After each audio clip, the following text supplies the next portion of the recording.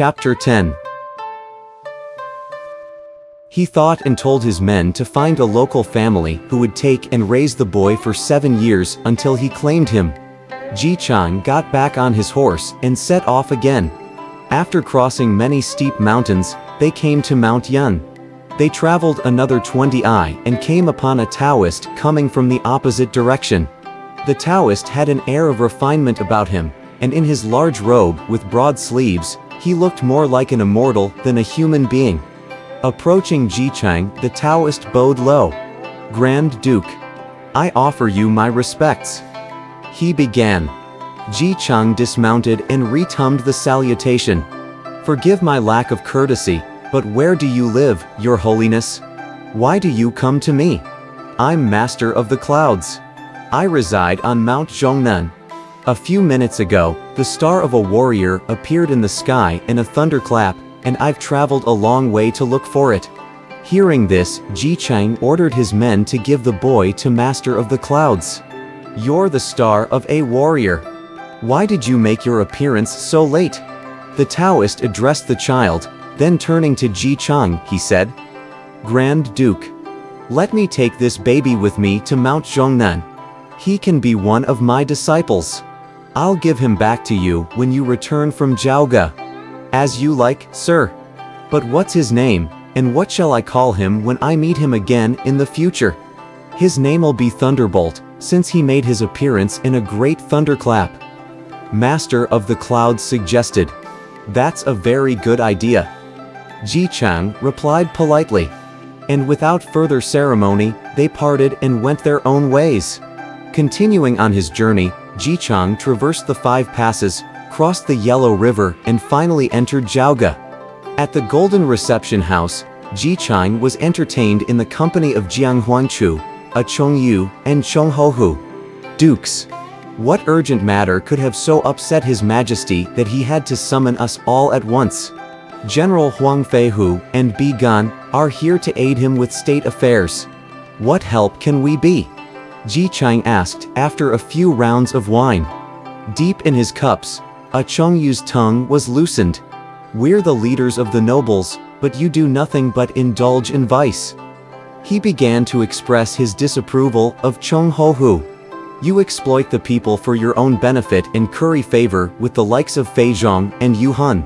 You work people to death building lavish mansions and exempt from labor all who are willing to bribe you. Your heart's as greedy as a wolf's and as fierce as a tiger's. It's likely that you're hated by every person in the capital. There's an old proverb saying calamity arises from accumulated vices.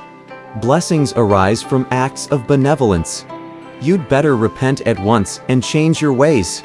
Chongyu, how dare you insult me like this?" Chonghohu was enraged. "We're all ministers of the nation, but why do you slander me before our colleagues?" He rose to strike at Chongyu. "Duke Yi's only trying to help you mend your ways. You really shouldn't become so annoyed." Ji Chang stopped him.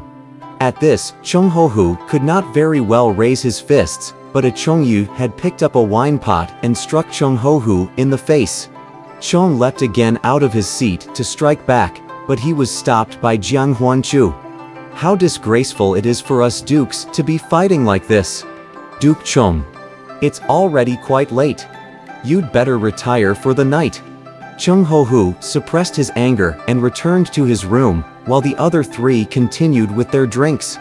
At the second watch, an attendant who had been watching them sighed and muttered to himself, "You're drinking so joyfully tonight, but little do you know that your blood will stain the marketplace tomorrow."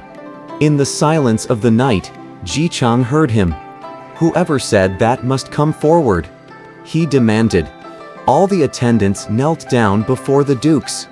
"Who just said that our blood will stain the market tomorrow?" Ji Chang asked again.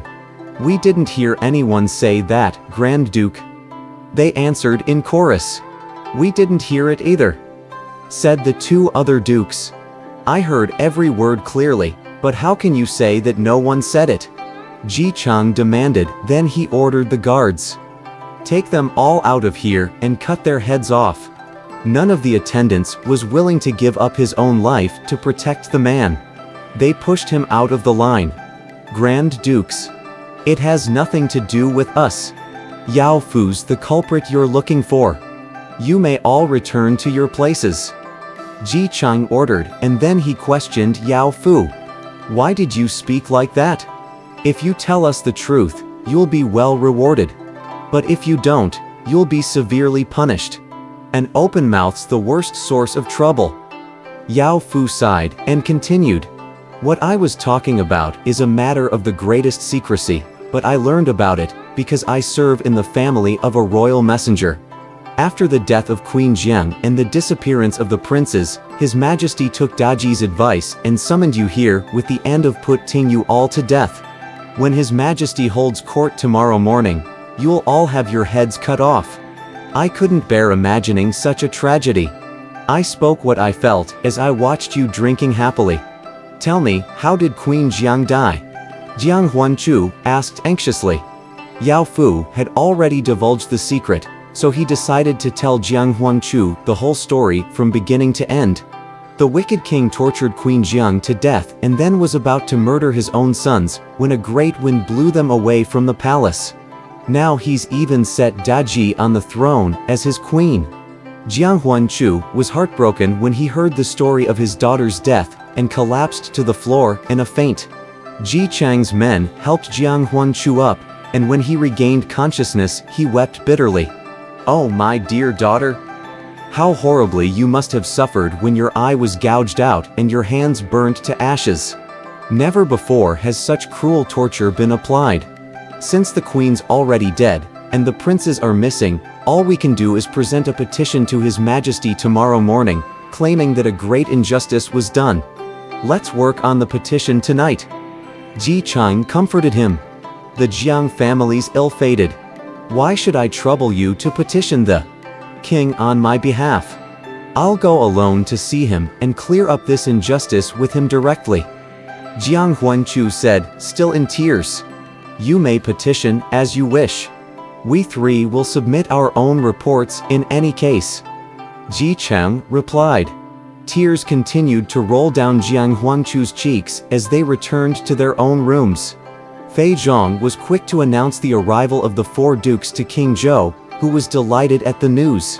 When you ascend your throne tomorrow morning, the dukes will inevitably present their reports, but you needn't read any of them. Just order the royal guards to tie them up, take them out, and cut their heads off at the palace gate. Fei Zhong suggested.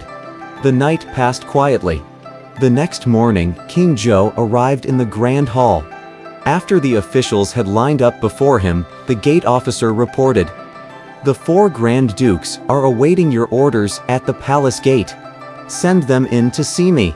Minutes later, the dukes walked in and knelt down before him. When Jiang Huanchu handed in his written report, King Zhou shouted at him. Are you aware of the crimes you've committed against the royal government? I protect East Lu with my strong army and deal with everything according to the law. I've always been loyal to the state and have never committed a single error. Jiang Huanchu promptly replied.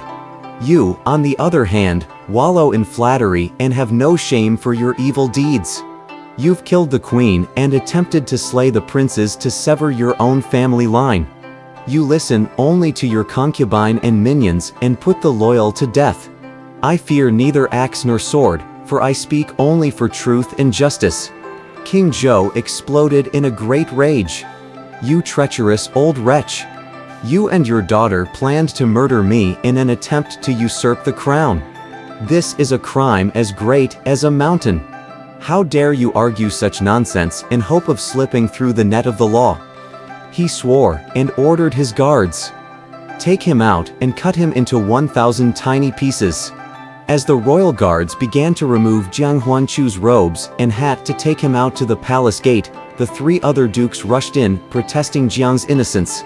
Determined to kill all 4 of them, King Zhou took their petitions and placed them on the desk before him. If you want to learn the fate of the dukes, you must read the next chapter.